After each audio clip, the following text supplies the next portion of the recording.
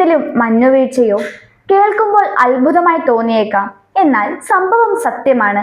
മണലും ചൂടും മാത്രമായി നിറഞ്ഞു നിന്നിരുന്ന സൗദി അറേബ്യയിൽ മഞ്ഞുവീഴ്ച ഉണ്ടായി എന്ന് പറഞ്ഞാൽ വിശ്വസിക്കാൻ ഒരിത്തിരി പ്രയാസമാണെങ്കിലും കേട്ടത് ശരിയാണ്. രാജ്യത്തിന്റെ പല പ്രദേശങ്ങളിലുമുണ്ടായ അപൂർവ മഞ്ഞുവീഴ്ച മരുഭൂമിയുടെ രൂപത തന്നെ മാറ്റിയിരിക്കുകയാണ്.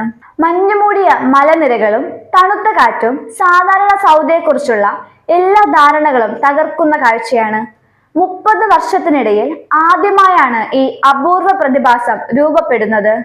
വടക്കൻ ഭാഗങ്ങളിൽ നിന്നുമുണ്ടായ ശക്തമായ തണുത്ത വായു പ്രവാഹമാണ് ഈ അപൂർവ കാലാവസ്ഥാ പ്രതിഭാസത്തിന് കാരണം.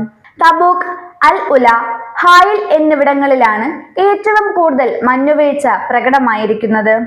താപനില -4°C താഴ്ന്നപ്പോൾ ജബൽ അൽ ലൂസിലും കനത്ത മഞ്ഞുവീഴ്ചയുണ്ടായി. ഈ അപൂർവ കാലാവസ്ഥാ പ്രതിഭാസം ലോകമെമ്പാടുമുള്ള വിനോദസഞ്ചാരികളെ ആകർഷിച്ചിരിക്കുകയാണ്. അറേബ്യൻ മഞ്ഞുവീഴ്ച കാണാൻ പോകണമെന്നുണ്ടോ?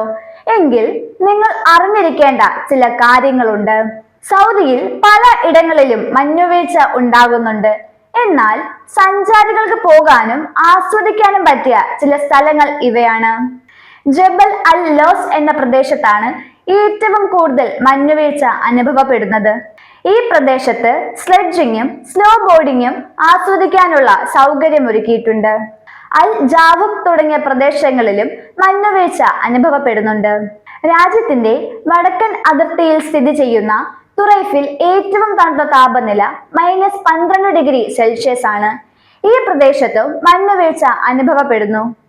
മഞ്ഞുനഗരം എന്ന വിശേഷണം ലഭിച്ചിരിക്കുന്ന അബയിൽ ഉയർന്ന മലമുകളിൽ മഞ്ഞും കനത്ത ആലിപ്പഴം വർഷവും ഉണ്ടാകുന്നുണ്ട്.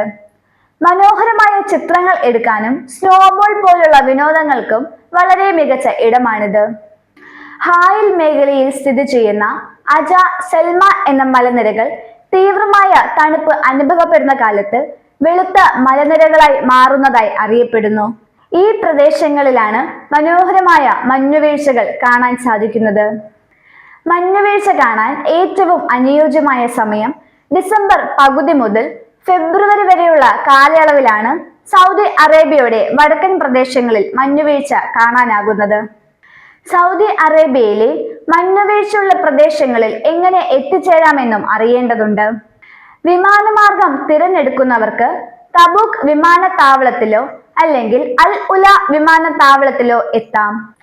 അവിടെ നിന്നും വടക്കൻ പ്രദേശങ്ങളിലേക്ക് യാത്ര ചെയ്ത് മഞ്ഞുവീഴ്ചയുള്ള സ്ഥലങ്ങളിലേക്ക് എത്തിച്ചേരാം. അല്ലെങ്കിൽ ജിദ്ദ, റിയാദ് വഴി ആഭ്യന്തര വിമാന സർവീസുകളും ഉപയോഗപ്പെടുത്തി മഞ്ഞുവീഴ്ചയുള്ള സ്ഥലത്ത് എത്താൻ സാധിക്കുന്നതാണ്. റോഡ് മാർഗം യാത്ര ചെയ്യാൻ തീരുമാനിക്കുന്നവർക്ക് തബൂക്ക് സിറ്റിയിൽ നിന്നും ജബൽ അൽ ലോസിലേക്ക് ഏകദേശം 3 മണിക്കൂർ യാത്ര ചെയ്താൽ മഞ്ഞുവീഴ്ചയുള്ള സ്ഥലത്ത് എത്താം. കാർ വാടകയ്ക്ക് എടുക്കുക എന്നതാണ് ഏറ്റവും എളുപ്പമുള്ള ഓപ്ഷൻ, പ്രത്യേകിച്ചും മഞ്ഞുമൂടിയ പ്രദേശങ്ങളിൽ എത്താൻ. ഈ കാലത്ത് റോഡുകൾ മഞ്ഞാൽ മൂടപ്പെടാൻ സാധ്യത കൂടുതലാണ്. വാഹനത്തിൽ പുറപ്പെടുന്നതിന് മുമ്പ് കാലാവസ്ഥ പരിശോധിക്കേണ്ടത് അനിവാര്യമാണ്. റിയാദിൽ നിന്നും തബൂക്കിലേക്ക് ബസ് സർവീസുകളുമുണ്ട്. പക്ഷേ ഇവ നേരിട്ട് മഞ്ഞുവീഴ്ചയുള്ള സ്ഥലങ്ങളിലേക്ക് പോകുന്നില്ല.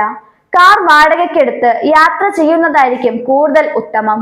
ഇവ കൂടാതെ മഞ്ഞുവീഴ്ച കാണാൻ പോകുമ്പോൾ പല മുന്നൊരുക്കങ്ങളും എടുക്കേണ്ടതുണ്ട്. മഞ്ഞുവീഴ്ചയുള്ള റോഡുകളിലൂടെ വാഹനം ഓടിക്കുമ്പോൾ അതീവ ജാഗ്രത പാലിക്കണമെന്ന് അധികൃതർ ആവശ്യപ്പെടുന്നു. മോശം കാലാവസ്ഥയിൽ താഴ്വരയിലൂടെയുള്ള യാത്രകൾ ഒഴിവാക്കുക. മഞ്ഞുവീഴ്ചയെ കുറിച്ചുള്ള അറിയിപ്പുകൾക്കായി നാഷണൽ സെന്റർ ഫോർ മെറ്റീരിയോളജിയുടെ മുന്നറിയിപ്പുകൾ നിരന്തരം നിരീക്ഷിക്കുക.